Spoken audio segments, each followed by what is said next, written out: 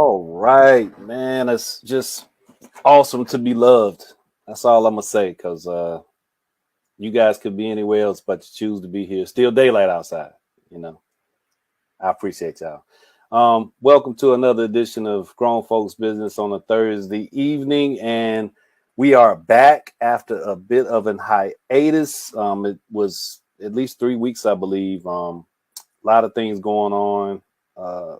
Kind of kept getting in the way of us getting back to our normal groove, but put the needle on the record. So we here, and we gonna groove for as long as we can with the people we have. I know some of you have got things to do, and I know some people are already doing them. Some of the usual suspects are out and about and on the other side of the globe. So I'm glad I got the people I got in this space right now, because it's always nice when the squares fill up. So Jay, thanks for joining us. Lisa, thanks for coming in. And Celeste, always a pleasure.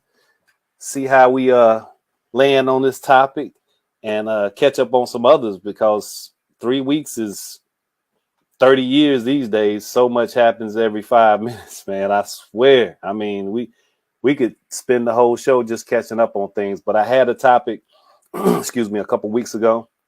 Oh, Joyce went to watch. Appreciate that, Joyce. I thank you for that consideration. You'll have to join us when your grandchildren are a little quiet or something, or you got to spend that quality time though, and I'm sure they liking or loving it. So enjoy. But also, thanks for joining us. So yeah, I swear it's just been a crazy last couple weeks, and there are things to catch up on that we can. But the topic was a good one, I thought, and I put it in the oven and just let it marinate and cook a little longer. So here we are. I'm going to ask one of you guys, or just you guys take a vote. Do you want to catch up on a couple of recent things and have a quick round robin on those before we get to the topic, or should we do the topic first and come back? Yeah, go ahead, Celeste. What's the topic for tonight with Brian? So the topic, and I'm sorry, that was on the link. I should have said it though. The topic for the night is honoring people in an unreasonable society. Should we stop naming things after people? I think that's a relevant and pertinent thing all the time. But again, there's been so much that's happened over the last couple weeks.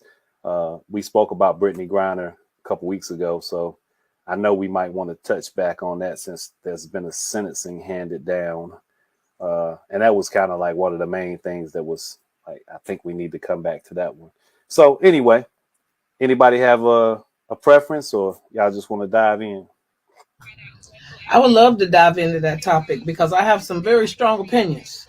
On Brittany Griner's 9-year No. sentence? Oh, on the, okay. Well, hey, hey, look, I know we had it. Look, Jay, we had some strong back and forths on that. So I said I'll come back to it. But I do like the topic also. And Lisa, I know we're going to be in a little time crunch, so we can stick with the topic. I thought it was a good one. There's been a couple of things that's happened recently in the news, and I mean it happens more and more frequently these days that people are desiring to tear names down from buildings, monuments, and so on and so forth, based on kind of retroactive thinking to certain degrees. And I think there's room for that. There's reason for it. But at some points, or at what points, do we become unreasonable in those gestures? So since you guys are more than okay with sticking on the topic, should we stop naming things after people? I'll start there. Jay Dwayne, what you think? Oh, I thought you was gonna go to Lisa because she was ready. Your mic was unmuted, so yeah. Oh, she was biting her lip and ready, and I was ready to listen. To be honest, I think that there needs to be some type of stipulations around naming. I don't. So the initial question is no. I don't think we need to stop naming after people, but I do think that there needs to be some stipulations on who is named, why they're named, and if it's kind of like if it's for a certain season. Like, for instance, I'm from Augusta. 9th Street was 9th Street when I grew up. They changed it to James Brown Boulevard. then it's something else now. And I'm like, now why this street got 3 streets names on it? So it's different stuff that I think that could go into that. But I'm not opposed to naming, because I understand reference, but I do think that there needs to be some kind of controlling over, like, why are we naming it after this person? What does this mean? How long will this last? And things like that. I like that answer because I've seen streets evolve in name also. And I've also seen something I thought was very egregious, but it speaks to our lack of knowledge of history to a degree, where there's a desire to change something, but once you understand why it was called what it was, it's like, wait a minute. So there's a highway or a major street thoroughfare in Atlanta. It's Donald Hollowell. It's named after Donald Hollowell. Donald Hollowell was a outstanding civil rights attorney. He was MLK's lawyer on a number of occasions. Did some awesome work during perilous time for Black Americans. That stretch of road is named for an awesome person who somewhat lost to history. So some years ago, a rapper out of Atlanta, Shawty Lo, does that ring a bell? Shawty Lo, I think he died in a car wreck in Atlanta. And I may have been on that road because people were clamoring to change the name of this road to be named after Shawty Lo. And when I'm reading, I'm like, but Donald Hollowell was awesome. You know, he was this great guy. And I think that kind of speaks to that date of expiration, potentially that you're speaking of, James. I don't know how you come away from James Brown, but we're talking about something here that's, you know, that retroactive situation. James Brown did have a bit of a muddy past, so to speak. Lisa, you can't wait, so I'm coming to you.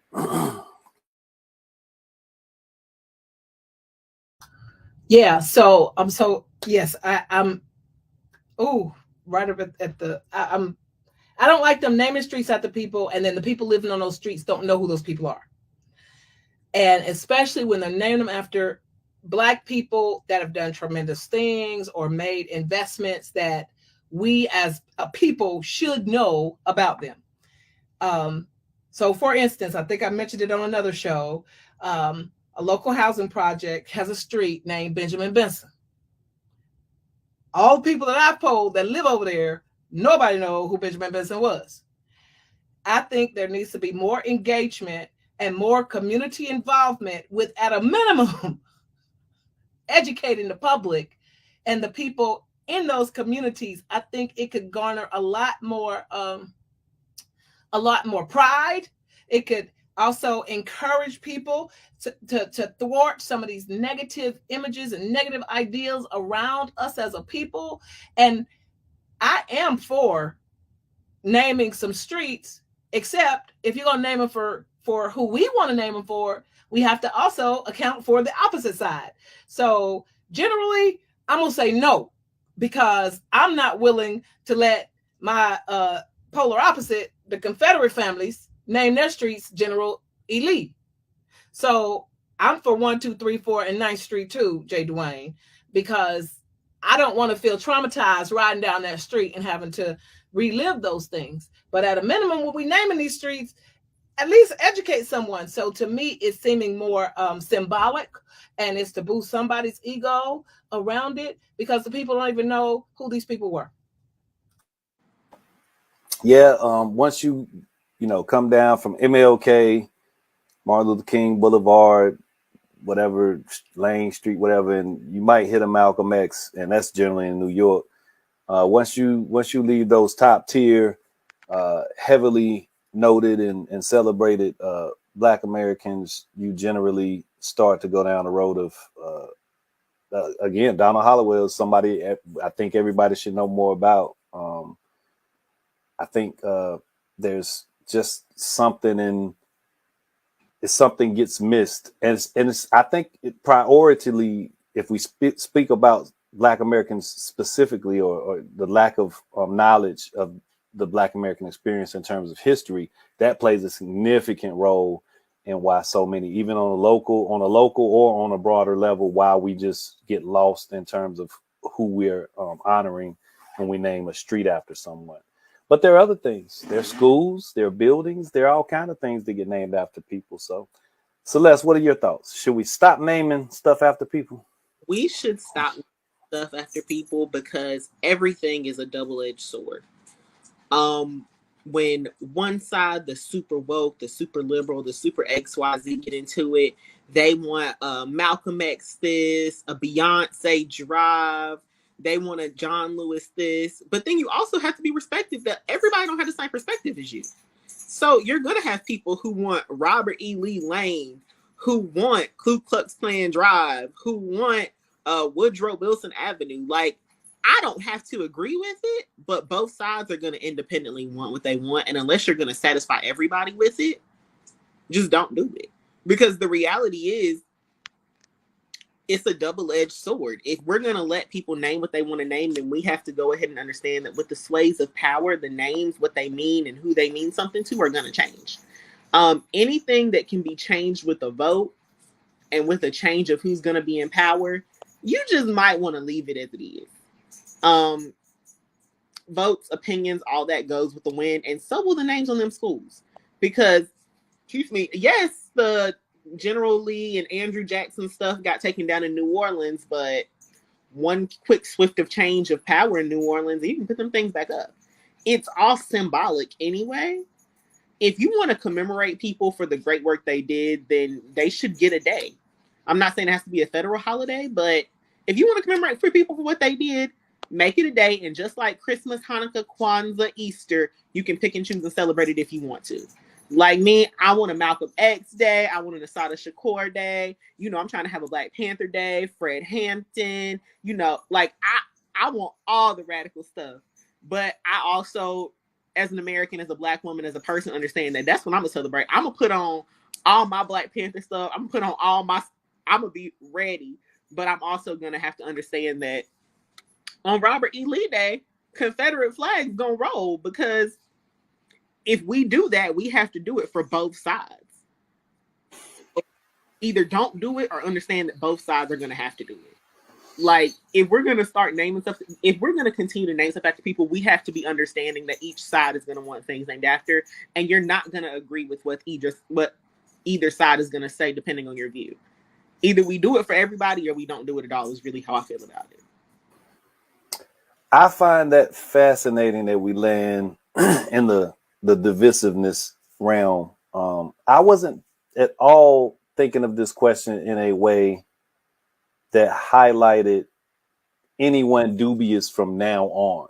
And I mean it in the sense of there are those in our society, very few, but there are those that ascend to a level of a consideration for humanity that makes more sense when it comes to naming stuff. And that doesn't mean we can call everything MLK something. No, not even that. I'm trying to figure out who you're talking about, because Gandhi, Nelson Mandela, shoot, Bill Clinton, the most popular president we got, and people would have an issue if you erected a Bill Clinton elementary school. I'm definitely not. Yeah, Bill Clinton is low bar for me. Exactly. Yeah, but I'm saying it in the sense that, you know, there's John Lewis, you know, you can argue that, don't get it twisted. Do not miss, because that question is one of the questions. Everybody has something in their past that can make them super scrutinized and questionable for naming them. But you have only a few, but you have a few people that just transcend the negative notions in more recent times that are safe. They've become safer people to name stuff after. But I get your overarching point, because there'll be an attempt or an energy towards a counter narrative or a counter entity. However, I don't think that's something that gets pushed forward, because they're clearly speaking of things in a way that eliminates consideration for a large group of other people. So that negative connotation to their to naming something after those type of individuals, I don't think anybody's going to get any energy. Now, don't get it again. I completely get the point where you're saying who's in charge, because there's, what is it? A guy signed something. I think it was Tennessee or Alabama, something, Robert E. Lee Day, to counter, was it MLK Day? It was some, it was, some kind of, I think it was Tennessee. Marsha Blackburn posted something. Petty. We just have to appease everybody. It's the America we live in. Everybody got. But we know for a fact that was something that is carried forth by the people in charge, as opposed to what is truly reflective of the country as a mass. So anyway, not to go down that rabbit hole too far. So now I'm jumping around because we actually had I had another thing I was going to mention. I'll go there first because I find it pretty interesting when people who are family members of those questionable characters, historical characters that stuff has been named after. So article caught my eye about the guy who used to own the Raleigh newspaper, the Raleigh Observer, and his grandfather was one of the men who was responsible for the Wilmington Massacre taking place in 1898. He was a staunchly racist guy. His name was Josephus Daniels. But his grandson, who knew him, who thought of him as this awesome grandfather and this, that, and other, actually, he and his family did elect to remove his statue from Nash Square in downtown and to take his name off of a school there, I believe it was. So the family did it. That's a pretty fascinating thing to take place.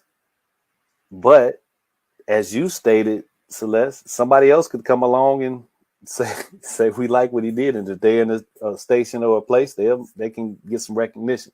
So anyway, I found that pretty interesting. So that question, to be kind of piggybacking off of that, is how much should one's personal failings affect their legacy? Should every person that has something that has taken place in their past, even to that level, just not even be considered at all in naming anything after them? Go ahead, Celeste. I'm not sure what's going on with our cameraless folk. There's certain stuff that you just can't forgive. I don't forgive child molesters. I don't forgive people who spree kill. Okay, I know this is controversial. Sometimes there are homicides where I'm like, you know what? That's between you and God. Your husband beats you down and threatens to kill you, and domestic violence issue. I'm not judging. I am not a God. But certain stuff, I'm not forgiving, and we're not looking past it. If you sold drugs at one point in time, I can look past that. If you had to become a sex worker to feed your family, I can look past that. Malcolm X, he did whatever he did. I look past that because he didn't do anything to the detriment of somebody else. Like, he did some questionable stuff, but wasn't one of those things where I'm like, "Ooh, you're so awful, XYZ." No. Owning slaves, the mistreatment that came with those slaves, the possible, probable sexual assault, the possible, probable murder, the treatment like complete cattle, not looking past that. Segregation, them Ruby Bridges, them throwing food at her, yelling curse words at a 6-year-old or 8-year-old. I forgot how old she was at the moment. But I think Ruby Bridges is less than 10 years older than my parents. That right there, we're not moving past that. That's just poor moral character. That is abysmal actions. I don't get past people causing harm to children. I don't believe that you should just walk up to a random person on the street and decide that their skin color takes away their right to live. I don't believe you should look at a Black woman and decide that because she has Black skin, you're going to take her humanity. And sorry, guys, if this makes you uncomfortable, but we're not going to sit up here and act like buck breaking and male on male sexual assault was not a thing used against Black and brown people. Genocides committed in other countries, all that. I'm sorry, I'm not forgiving it. King Leopold over there in Belgium, what he did in the Congo, I understand his family's trying to make retributions, but nah, they are not erecting a statue of King Leopold in the Congo. I don't care how much money you give them. I don't care how many apologies you get. That ain't happening. This man killed more people than Hitler did in the Holocaust. Germany will never erect a statue of Adolf Hitler.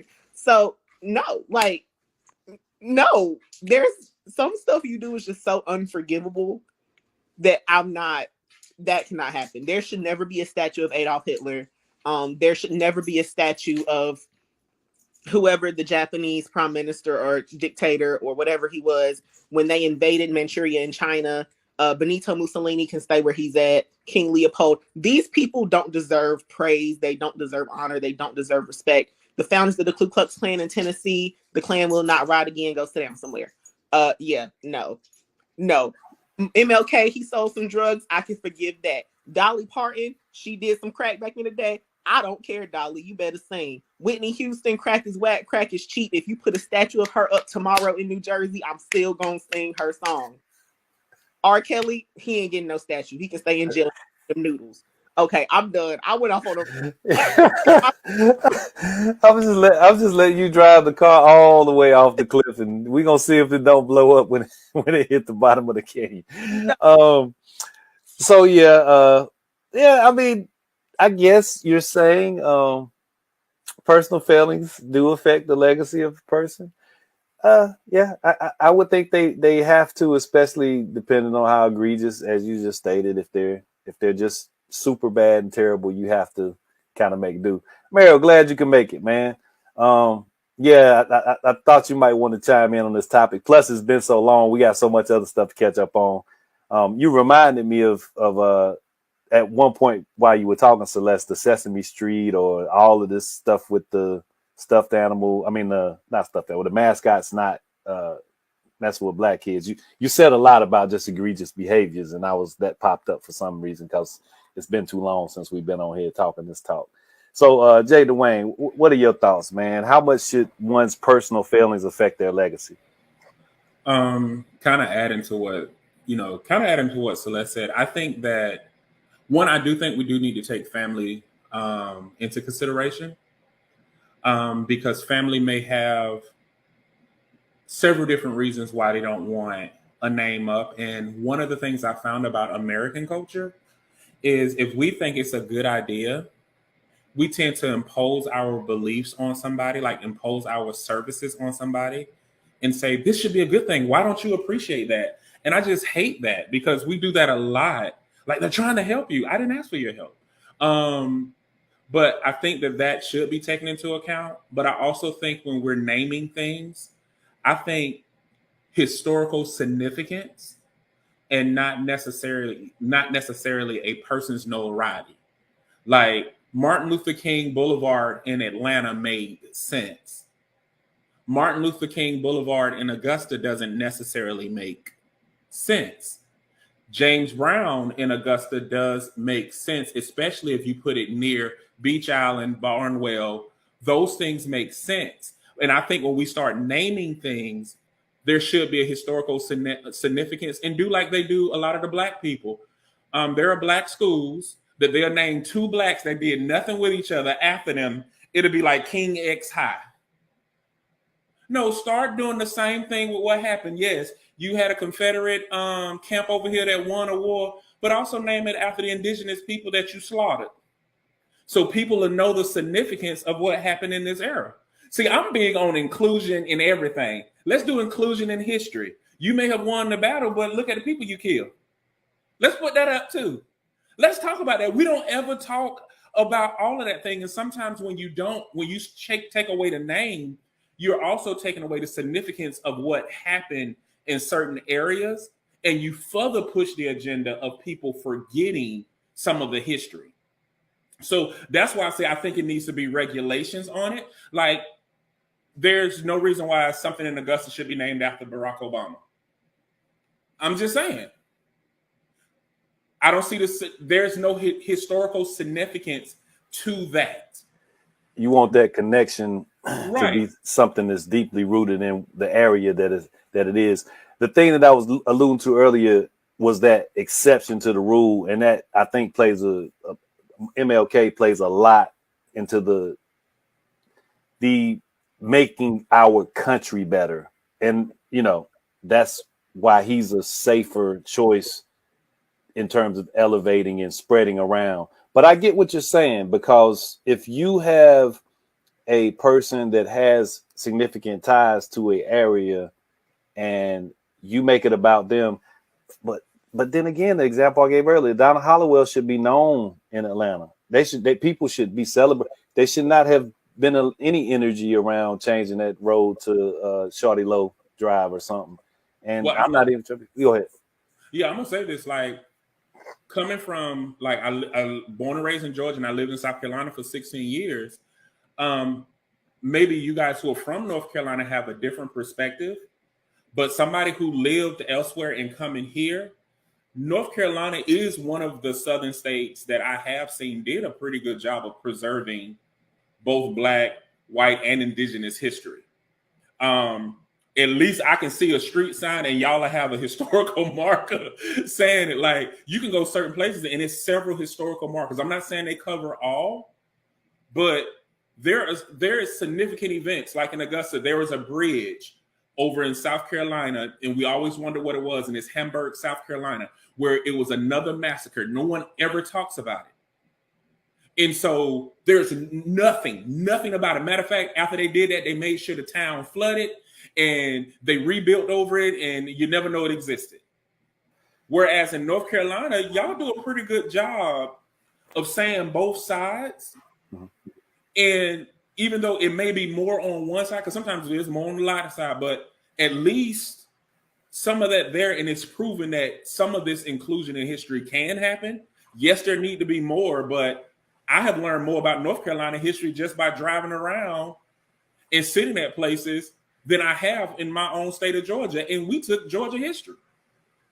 I completely agree with you, Jay. I am a signpost reader and things that, you know, if I can slow down enough or maybe even pull off and read the marker, I do so.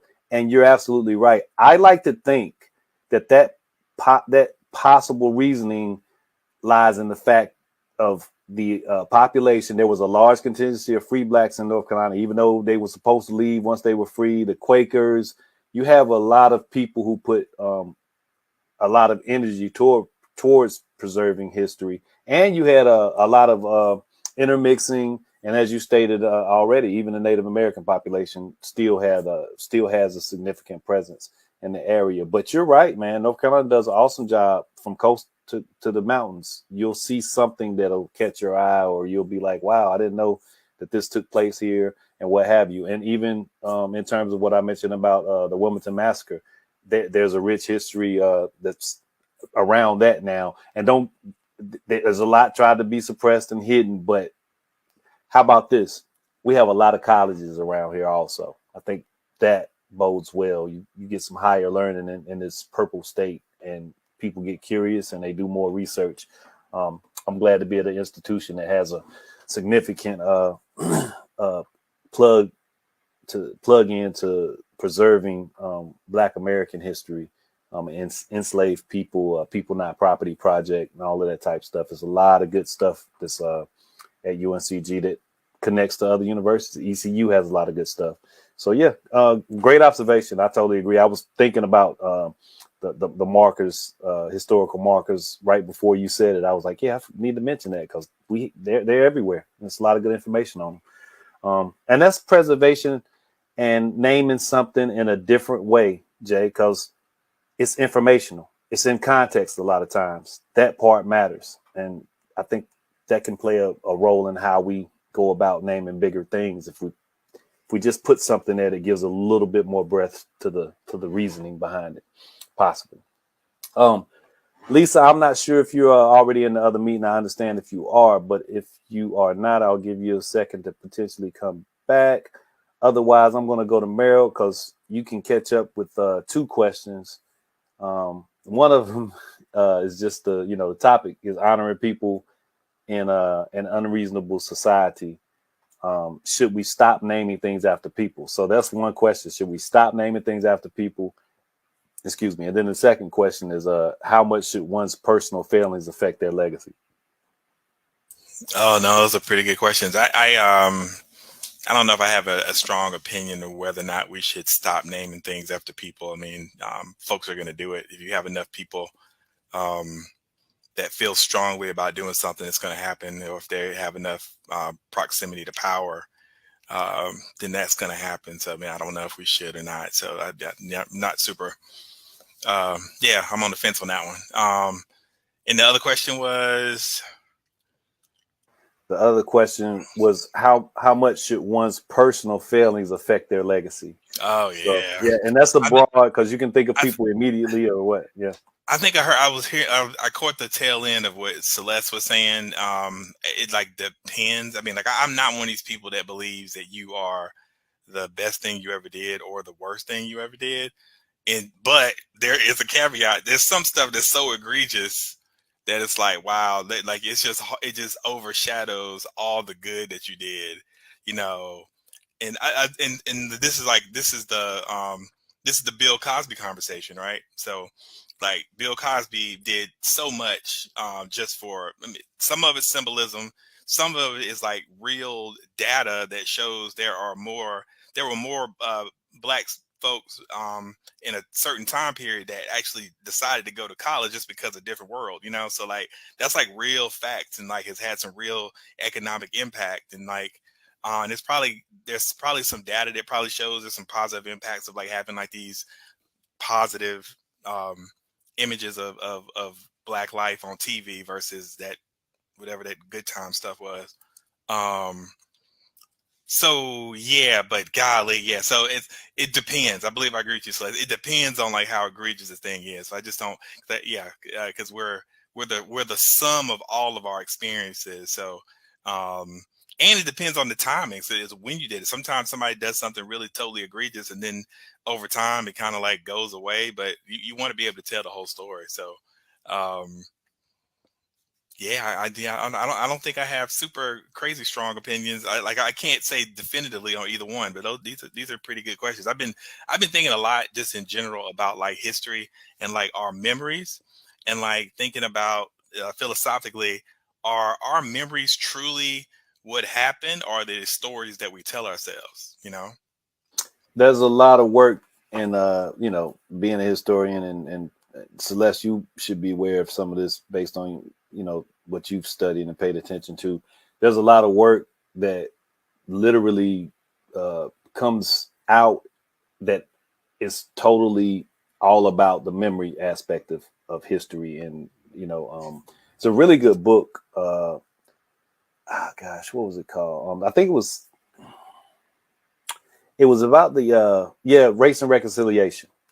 So it's I might be the wrong author. Forgive me if I'm wrong. I think it's David Blight. I'm not sure.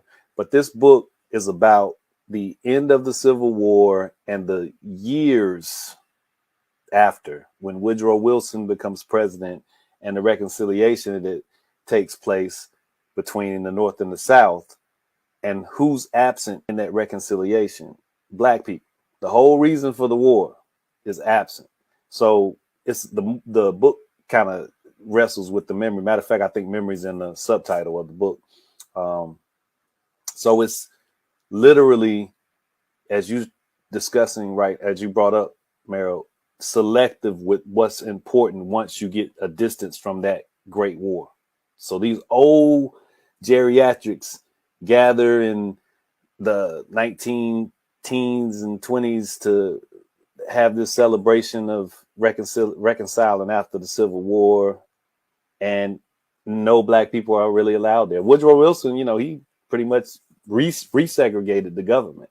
So you have this racist president who orchestrates this feel-good moment for the veterans of the Civil War, and it's missing context. It's missing that that historical marker that Jay brought up. It's missing that. So yeah, that memory part plays a significant role. Is anyone safe from retroactive scrutiny? I think we've kind of answered that. I think some people, again, I think some people have transcended. But Jay, you shaking your head pretty hard. Lisa, I'm coming back to you if you're able to chime in. But Jay, go ahead. You saying no, they're not. Well, because like people act like several things can't exist at the same time. What you did still doesn't take away from what you did. And we tend to do that all the time. Like a good example, Kobe Bryant. He died. He was a girl dad. He was a great father. Yo, I'm not gonna be here for the Kobe slander. Don't you But I'm just saying, he did rape the girl. Don't you do it. Don't you do and it. they got mad that was brought up. But it's these two things that happened. He settled that case, sir. He settled that case. But the 19-year-old girl herself said it happened to me. And I believe the 19-year-old girl, and she talked about she was bullied. So that still didn't take away the fact that he was a great basketball player. That still didn't take away the fact that he was a great father. But if he raped the girl, he raped the girl, and people act like you can't talk about it. I can talk about what you did. It's okay. You bring up people bring it up. They bring it up. Well, no, Jay Dwayne brings up a great point. People like act like two things can't exist in truth in the same time. People like act like things are mutually exclusive. The reality is, okay, I'm going back to Bill Cosby. He probably, if 30-something women say you did something, at least 15 of them ain't lying. Oh, he did that. So he did it, but he also empowered the Black community at the same time. Like, he's probably responsible for a couple of Black lawyers, Black doctors, like him and Claire did the thing. Felicia Rashad, they did that. A Different World, Denise, she did that. Like, you can't tell me that Alpha Phi Alpha interest and Alpha Kappa Alpha interest didn't go up after that episode of A Different World. Like, they are responsible. R. Kelly made great music and is a child trafficker, child molester, and everything under the sun. Like, those two things, they're not mutually. You can be good and bad at it. I take that back. You can do good stuff and be a bad person at the same time. Those two things cannot. They can mutually exist together. They don't have to exist separately. Bad people do good stuff every day. Good people do bad things. Like, good things happen to bad people, and bad things happen to good people. That's life. Lisa, I'm sure you hop on it, baby. So, Lisa, you got something you wanted to throw out there? Come on with it. A whole bunch going on. I don't even want to know. But yes, so I like your point that yes, good things happen to good and bad people. I mean, good and bad is in all of us, right? And I have opinions based on my lenses. So I get in my feelings about Kobe now because nobody knows but those two people. And everybody does something. We all do something. But I like celebrating the good in people, but when you lift people up all high, then they're easier targets, right? I'm about trying to give people things they can look at to encourage them to keep on going. So, especially my brother done left here, and if that can encourage some little Black boy to be better, then I'm all for celebrating Mamba mentality. But I also am about humility and not having to put so much faith in people and elevating people too high, because the same people put you up there are going to be the first ones to knock you down. But I don't believe any, and we had that value conversation before about celebrity and things like that. So I guess I'm just all over the place, but it is complex, right? You need some of that, but how can you be a certain level of great without having a certain level of arrogance, right? So a lot of people say Tiger Woods went crazy after his dad died because he didn't have this maturity beside him to keep him from getting. But then also, who doesn't have things going on? Like, I have a level of crazy. I mean, I was talking to somebody earlier today. I poisoned somebody when I was 19 years old. But everybody say Lisa married Millen Gray. I can't forget that I poisoned somebody when I was 19 years old. Now, my ex-husband say stop telling people that, but in order to keep myself humble, I'm no better than the chick that the dude died. He just didn't die. But I was messed up. So I mean, I know.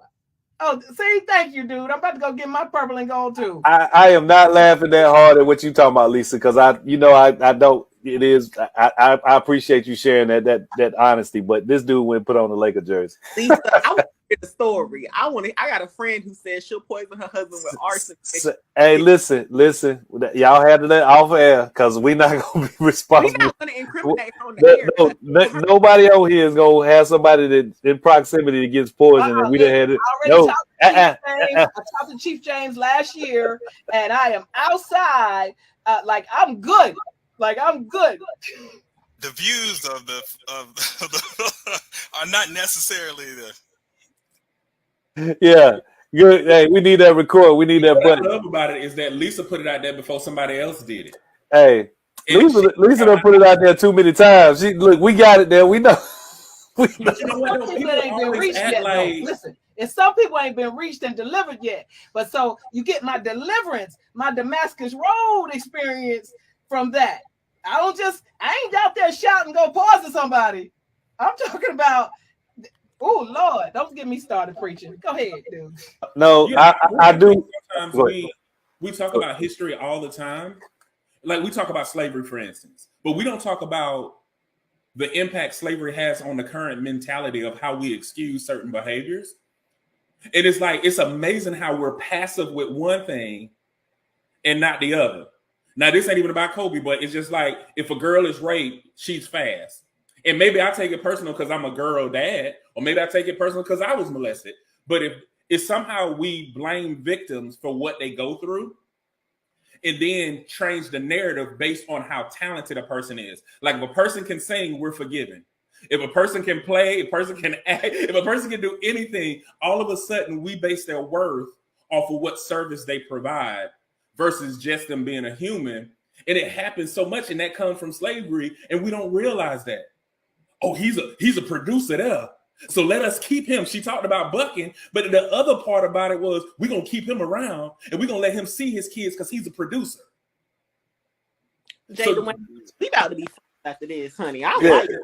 Yeah, so yeah, I mean, I have to calling a whole spade a spade. If we're gonna call a spade, let's deal with all of those things, not just one. I think You might like to play the game, but you might not like to lose. Let's talk about it. I think we're here for everything that's being put on the table. I really appreciate the nuance and layers that we are wrestling with when it comes to these type of situations. The pedestal, Lisa, yeah, it's a dangerous place to put anyone, because in the end, your friends and your heroes will let you down. However, I'm not condoning or saying whatever behaviors took place between Kobe and that young lady were above board, below board. I don't know. I wasn't there. I do know it was not a good look for any parties involved. And Kobe told on Shaq, and that was wow. it was like, wow, man. Come on, dude. That was pretty sad, man. But then, Tiger, I appreciate that, Meryl. Thank you so much. And then, Tiger on the phone talking about hey, this is Tiger. Don't pick up the phone, and when it calls, you catch people at their lowest moments, man. It's pretty sad. It's pretty sad. So here's to not having low. here's to not having two low moments and getting caught while you're having them. Meryl, you the only one that didn't chime in on this part. How much should one's no, we already answered that. Is anyone safe from retroactive scrutiny? Is anyone safe from it? I'm sitting there racking my brain trying to think of who might be that person. I can't think of a single person who is free of it. Who would be free of it? I mean, the person would probably have to be already gone.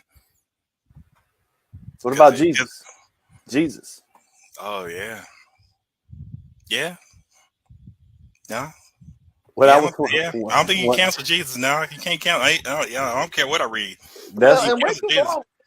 Hey, that was I literally answer my own questions, Celeste. I do. And when I came up with that question, I went as far as I could in my thinking, and that was the absolute person I think is beyond scrutiny retroactively. Until they find the lost scrolls, that time period that he kind of It's like a 12-year gap or something. I can't remember what it is. I don't know. I mean, but I think that's the person that you can put in there that can't be scrutinized retroactively box. Anything you want to add, Meryl? You good? Yeah, I really can't think of anybody at all this evening. Stumped them. You got me. So, well, that's saying you asked a Muslim. I'm sorry. Let's say you ask a Muslim or somebody of a different faith, though. Oh well, very true. Even with Muslims, well, Jews may be the ones that put the most scrutiny on Jesus because they don't believe he's the Messiah. But again, I don't think they question to the point of that's where it I think ends with that. Just as he wasn't the Messiah. I don't think there's anything that you find that is so egregious in his behaviors because he sets that high bar of caring for your fellow man, that being a humanitarian aspect that I was alluding to with MLK that sets you above in terms of considering the whole. And that part I think is what allows for that scrutiny to be less for so many people. But anyway, I mean, you're right. Somebody out there got a problem with them because they might worship the devil. So they gonna fight. I don't know. It's gonna be out there. Well, I'm sorry. You mentioned a whole bunch of them who had a problem with him. There you go. They call him a whoremonger. They call him a thief. They call him a whole bunch of stuff. So his contemporaries definitely, but he's outlived them in the most celestial way possible. Celeste, did you have something you wanted to throw in? No, I was just gonna say from the 3 Abrahamic religions, you're gonna find a lot of scrutiny about Jesus because Allah, Jesus Christ, Jesus the prophet, although different once you get to Judaism, Islam, Christianity, all similar in retrospect. Like when you said you're gonna have to ask the devil worshiper, yeah, because the reality is we have hundreds of thousands, possibly religions in the world, but there seems to be a consistent bar of do the right thing, be a decent person, honor the earth, honor yourself, respect your neighbor amongst most religions. Once you said, demonic worshipers, I was like, yeah, they could probably find it. That's probably gonna be because I think most religions believe in a devil, and so that's we back to that putting people on pedestals or those bad things on pedestals. So Celeste's gonna make a left turn regardless of what's going on. She's gonna make a left turn. she has a fascinating brain. So I'm going to habitual line stepper. Yeah, she gonna throw a. Can I get through here? Excuse me. Gonna throw an elbow. Gonna hit you while she's saying. Ain't give you a chance to move. Just can I get through here? So I have a friend request right now. Y'all have fun. I have two last questions, and they should take us home. And I was trying to figure out the whole time which order I wanted to go in, but I think I know which one I'm saying for last. So first, does allowing the honoree or major donor, because that's a lot of times who things are named after, to choose a name make more sense than actually naming something after them? And I thought that I still think so. If you haven't watched it, you should. Dave Chappelle did a really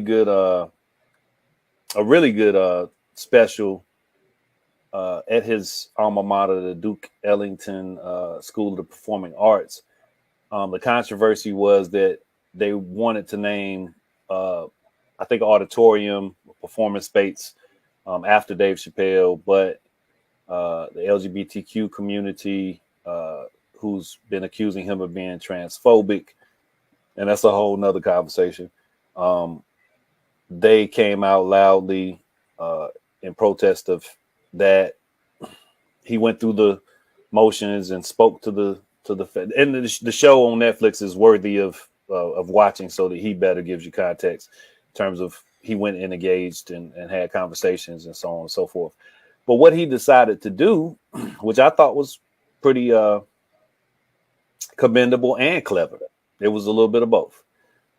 He decided to name the place the Theater for Artistic Freedom and Expression. So he was being a little petty, but he also said, you guys reserve the right. I left some space here or something, put my name there in the future if you so see fit. But I thought it was an overall wonderful gesture with some great meaning behind it. So should we just say, hey, instead of us naming this after you, we just give you the ability to name it? Maybe we put their name off to the side real small, like, so we don't have to go through this every 15, 20 years when we find something wrong with what somebody did. It's so small you can barely see it. It's actually called artistic expression and blah, blah, blah. So what do you guys think? Should we just ask those people to name the place something else? Jay, go ahead. I think it all falls under, how we talked earlier. I think family or living person goes into that same category: significance, historical significance, and whatever enrichment component that is going to be. I think those three things should be standard on anything. And I think, yes, just like a family say, I don't want to name after us. I think if there's a suggestion, I think all of those things can be taken into account. But I think it still goes back to, okay, with the name suggestion, how will that bring historical significance to why something is being honored in the first place? And if those things can't be determined, I think you just move on to another possible candidate that can provide that significance. I think we make it too complicated. Like, I understand we all have emotional sides to it, but I think if we just pull certain things up and say, okay, these are the determining factors of why we're naming something. If you always rely on that, it don't matter. That vanity thing that Celeste was accusing me of earlier, I think. You mean your picture in the corner? I think that comes into play when some people are processing the moment of the investment they make to potentially have this thing named after them, right? So, Jay, you're talking about something that makes sense for more than one person, for people who actually have hearts and minds in a positive place and are saying, let's talk about this before we do it. But that person is, Donald Trump has his name on a whole lot of stuff, and ain't nobody having a discussion about putting it there. He's like, nah, my name is now a brand. So, it's not going anywhere. It's going to be out there on something probably for the rest of the time we here in some capacity. But I think that's a good observation. There was another thought I had that I lost track of, but I'll come to you, Lisa. Does allowing the honoree or major donor make more sense? Just giving them the opportunity to name the place. No, I no. It just perpetuates the continuation of the elitist having more elite status. And I like Love is a Parable. They're my group. I love y'all. You have me cracking up saying put me on a pedestal. The devil is a lie, because I don't want you shooting at me. I try to stay undercover as far as possible. But to that point, for someone to know who the Bryan family is, do they know everything about the Bryan family, right? And how the Bryan family got their foundation and all their money. So no, don't put their name up there if you're not going to put the Fouché name up there, right? But the Fouchés don't have the money to give to Bryan, to give to the YMCA, and the YMCA say, you give me that money, and then we'll put your name on the building. I think more people need to know about Fouché, who is a part of helping with the kids and things like that. So I'm just like, nope. That's why we're having to spend millions of dollars now to rename Charles Brantley Aycock to Swan. My kids were petrified when I found that out at 37 years old. He was a hoe. They were like, Mama, please don't come to Aycock and protest. Yeah, wonderful points. But yeah, I'm trying to stay low key too. I don't have anything in my past that I don't think that's gonna trip me up. But man, the scrutiny, the lights. I'm not the person that desires. I'm a pretty humble guy actually, Celeste. And I'm coming to you, so turn your camera on. There you go. All right, Celeste, go ahead. Give me your thoughts on the matter. If you We're not even gonna go into whether you humble or not. You are a great guy, Felton, and that's as great of a detail as we don't man, get. I'm getting ready I, to float away. Head getting ready to just swell up. I Thank know y'all. I said that's as much as I'm saying, but I'm happy to have met Felton. I feel like it's a double-edged sword again, because if you allow people like, okay, I went to A&T. Mr. Deese gives a lot of money to the school. We have Deese Clock Tower, Deese Ballroom. Everybody's not going to want to name it after themselves. If you give people who pay for it the opportunity to name something, again, everybody doesn't agree. So they may name it after somebody that half the population disagrees with. It's one of those things where there's no way to satisfy everyone. So you have to be okay with the dissenting opinions that are going to come with it. And sometimes you can't rationalize it. If they don't want it to be named after themselves, I I don't know what to tell you. I don't think they should do it because, the Lisa McMillan Library, Lisa, you haven't done anything that makes me go, her spirit ain't right. So, everybody got a little crazy in She it. just told you she tried to poison someone. What in the world have you been listening to? No, I'm saying she hasn't done anything. We all got a little bit of crazy in us. If I go back to what I was doing in 1920, baby, I will not incriminate myself. We gonna move on. Exactly. Everybody got a little crazy. She just upfront about hers, and I Thank you, respect. Les. And that dude married me after I poisoned him. So thank you. You poisoned him. It probably has some other kind of effects. I'm trying to make it hard for you, Lisa. I can't do it. My fingers don't want to work right. But it ain't nothing but love. Lisa, You know we I'm gonna love. talk about that another day. But make sure you're prepared for the double-edged sword of it all, because whenever humans make mistakes, humans have errors, XYZ. But whenever you give somebody the opportunity to allow their money to have influence, you have to be prepared for the ego, the misogyny, the whatever, the XYZ that comes with it. Because jealousy and jealousy, envy, and a big head can mess up a lot of stuff. So I totally agree with that, because there's also inside of that narcissistic vain behavior or thoughts is eternity. That is literally what we have come to understand about becoming immortal. It is your name transcending time.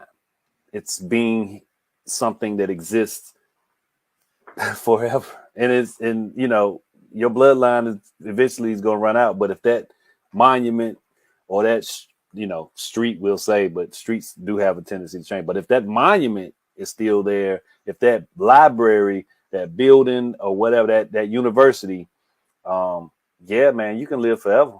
I just said thing I forgot. You can't control who your family is. You might not like what they've done, but you can't control it. I just say again, if your morals align, don't commemorate it and celebrate it, chastise it, learn from it, move on. But you can't control who your family is. I can't judge you for what your great-great-grandfather did. I dig that. I wanted to say what my thought that escaped me earlier. And Meryl, I'm coming to you with both of the last questions, so you can answer twice. I fall under the umbrella more so that we should allow for whoever is making that big contribution or whatever, or who's being honored in the way that Dave Chappelle was. We should encourage them to potentially choose a name that's reflective of what they desire that space to be about. I like that he did what he did. I know it was petty, but I like that he did that. And I think giving them the choice or encouraging them, even if it's, some kind of hire for a marketing person to help navigate that choice that they have to make, I think it becomes more genuine and less about the potential for that grandmother that Celeste is talking about, that, was at a lynching in a picture smiling, that now you can't name nothing after this person because, oh, wait a minute, her great granddaughter has the same name. So it's just going, so, we can avoid some of this ridiculously layered scrutiny if we say, hey, name it what you want to name it, but we'll give you some assistance and guidance. This is what was here. Jay, to your point about North Carolina's rich history, who lived on this land first? Can you give them some, elevate them in this consideration of naming, and so on and so forth. I think it's not as complicated as it can be, and not as disastrous as it can turn out once somebody finds something wrong with the person it's named after. Meryl, allowing honorees or major donors to choose names, that's does it make more sense? And do you want anything named after you? And I say that with Erykah Badu in mind. One of my favorite songs of hers, don't be naming no buildings after me. Go down dilapidated. I have to play the song. I've lost the rhythmic element. But she made a great song where she's like, don't name nothing after me. Anyway, those two questions for you. You need me to tell you again? Well, I would be mortified. I would, if I'm dead, it wouldn't matter because I wouldn't know about it. But I would not be comfortable while I'm alive with like some building or some statue or something like that with my name on it. That this doesn't. I don't like that idea. And nothing against people who do, but yeah, I would never want anything like that. I guess I would love to maybe have I don't know, some type of I don't know. I was gonna say like a scholarship or something like that, something that was like benefiting folks, but no like 4-wall structure. That I wouldn't be comfortable with that at all.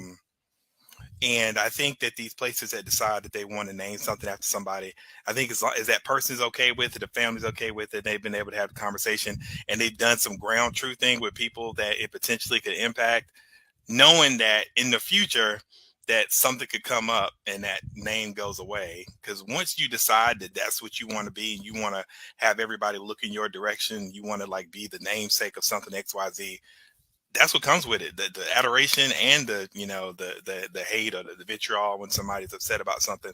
And I think about about the Chappelle thing in particular. I think some of that motivation, I think sometimes it's like naming rights for a Coliseum.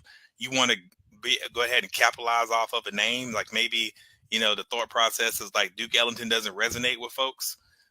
It's not going to bring a bunch of attention. So if there's a potential that you name something after somebody that's going to bring attention and finances, and it helps people be able to get additional access or attention to something that's doing good, and I think it's okay. I just wouldn't be comfortable with it. I struggle with the Palmer Institute. Like this really rich history. I'm glad they have Charlotte Hawkins Brown as a person that about with the museum. But when I go and I look at that historical place, that's got some random person on there that's the benefactor, and every single name of these buildings that are dilapidated, there's nobody who's connected to Charlotte Hawkins Brown in any significant way that's on the names of those halls. So I mean, like, that's weird. So really quickly, because we are over time and I'm coming around to get you guys' take. We need to get Dr. Waters on to have another conversation about this. Get Dr. Waters on here. Absolutely. He texted me the other day. So the thing at the Charlotte Hawkins Brown Palmer Institute, I asked a question to the guy that presented the documentary that was all about the naming, because I already knew generally those type places are built by, at those times, white progressives who were okay with segregation, but they didn't mind spending money and empowering people black folks to have their own entities, as long as they weren't. But then whose names are elevated, like you said, whose names become those on those buildings? Different white people who invested primarily. And he went down and named quite a few of them. I'm glad that it went to North Carolina Central University, founded by a black man, one of the few. You got Shaw Howard, you got these Hampton, these places, HBCUs, but they're named after the white founders. So it's a weird dichotomy. Okay, coming around the space, you guys answer this question because we're over time, and I thought I'm still seeing if I'm gonna slide into this other meeting. Do you want anything named after you? Jay, go for it. Ooh, I'm like Meryl. I don't know how I feel about that because you want to leave an impact, you want to leave a legacy. So I don't know how I feel about that. But I will say, anybody who says they have a problem with it, then if you look at our states, our rivers, our creeks, our counties, that's a prime example. They are named after some blacks, some whites, some indigenous, all of that. I mean, that's how you know what the indigenous people were by a lot of the names of the creeks and the rivers. So we're doing it to a certain extent. I just think that sometimes we get a polar lens on something and then all of a sudden we act like it doesn't already exist. So it already exists. I don't know how I feel about me personally being that. So I got to see when the time comes. So I'll say this before I go to Lisa. The time may come while you're not here and you don't have a choice about it. And that may be okay. That might be the most genuine way for it to happen. I think about Portia in this instance. I think about Portia Paris Fellowship. Who knows how she would have felt about it if she was still here. But I cannot imagine not honoring her in that way. And I wouldn't mind the library being open. So you think about it from that dynamic.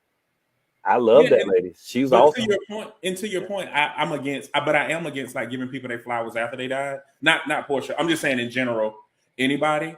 So I'm like, if I honor you and I respect you, I want you to see that too, and I do want you to have a say in it. But you know, Jay, the reality of that materializing doesn't necessarily take the same shape while that person's here. So I mean, this is a practical matter. It's not even about not giving them flowers. Portia got all her flowers. I said it wasn't about Portia. No. I'm saying just as an example. I'm definitely not making it about Portia, but that's the example I brought up, so I'm using it. And I'm saying it in terms of we don't get to make the Portia Paris Fellowship while she's here as a flower, but Meryl carried that torch forward, and it becomes more tangible as we progress. But I get what you're saying. You better look, man. If you good peoples, you should give that good people appreciation and love while you're here. I'm with you on that, bro. No doubt about it. Lisa, you want anything named after you? Yes. I want all 5 of my children and all their 5,000 grandchildren, great-grandchildren. I want them to have their very own city. And I want there to be discussions every month about how hard this was to have circles.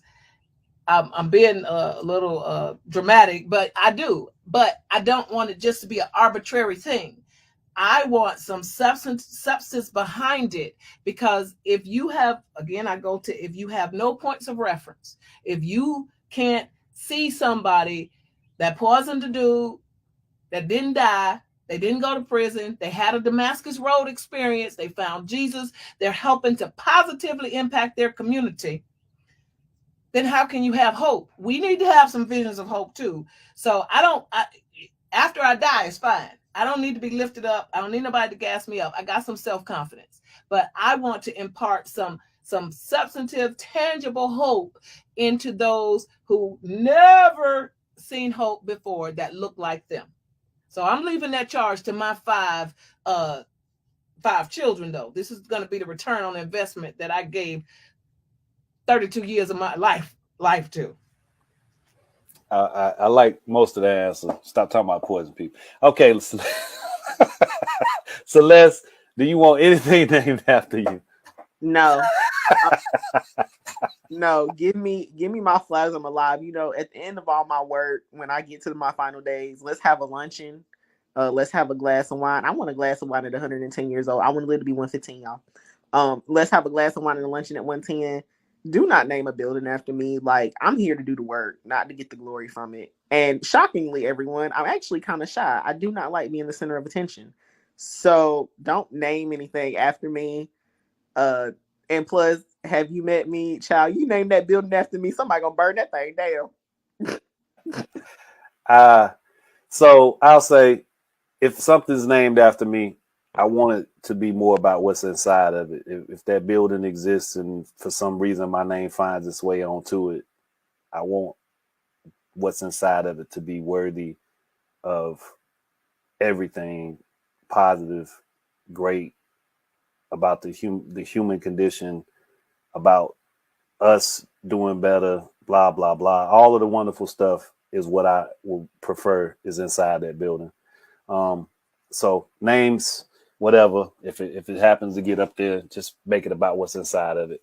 Listen, we went well over, and it's just because you're off for a couple weeks, and man, it's nothing like home. I appreciate you guys making me feel so special, so appreciated, and so elevated in this space. I really do.